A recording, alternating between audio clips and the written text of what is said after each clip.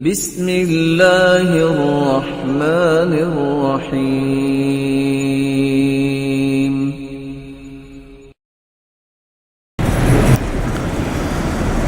اس ہستی کے بارے میں بات ہم کر رہے ہیں جو خود بیان کرتی ہے انا دعوت ابراہیم، لوگوں میں ابراہیم علیہ السلام کی دعا ہوں۔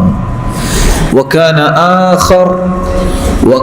آخر من بشر بی عیسی ابن مریم، اور سب سے آخر میں جن انبیاء میں سے جس نبی نے میری بشارت اپنی قوم کو سنائی وہ عیسیٰ علیہ السلام تھے۔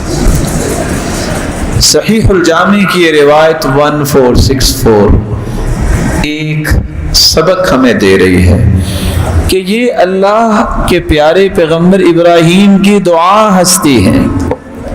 800 سال پہلے دعا کی، اللہ تعالیٰ نے اتنے سالوں کے بعد دعا قبول کی۔ ربنا وابعث فیہم رسولا من انفسہم، ربنا وابعث فیہم رسولا منہم یتلو علیہم آیاتک ویزکیہم ویعلمہم الکتاب والحکمہ۔ آج ہم 1 سے 2 مرتبہ دعا کر کے تھک جاتے ہیں، پوری تو ہوئی نہیں تو کیا کریں۔ 800 سال بعد دعا قبول ہو۔ اور اس سے ایک بات یہ بھی سمجھ آتی ہے کہ اصل بڑا اسے کہتے ہیں جو اپنی نسلوں کے بارے میں ہر وقت فکر مند رہتا ہے کہ میری نسلوں میں دین باقی رہے۔ اس کو فکر رہتی ہے میری نسل سے ایسے لوگ ہونے چاہیے جن کا اللہ کے گھروں سے تعلق جڑ جائے، جیسا کہ ابراہیم علیہ السلام نے دعا فرمائی۔ رسول اکرم صلی اللہ علیہ وسلم نے فرمایا انا سید ولد آدم یوم القیامہ ولا فخر، لوگوں میں فخر اس لیے نہیں کرتا کہ فخر میرے رب کو پسند نہیں، لیکن بات میں آپ کو یہ بتا رہا ہوں کہ قیامت کے دن آدم سے لے کر جتنی قیامت تک انسانیت پیدا ہوگی مجھے میرے رب نے سب کا سرتاج بنایا ہے۔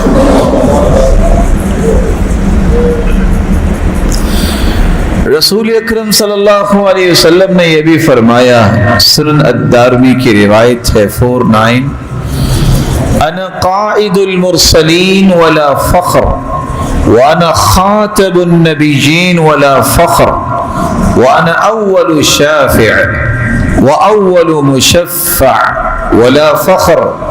لوگوں مجھے تمام نبیوں اور رسولوں کا میرے رب نے لیڈر اور قائد بنایا ہے، مجھے میرے رب نے آخری نبی بنایا ہے، خاتم النبیین، اور مجھے میرے رب نے اتنی صلاحیت دی ہے کہ سب سے پہلے قیامت کے دن میں ہی سفارش کروں گا اور سب سے پہلے میری ہی سفارش قبول ہوگی۔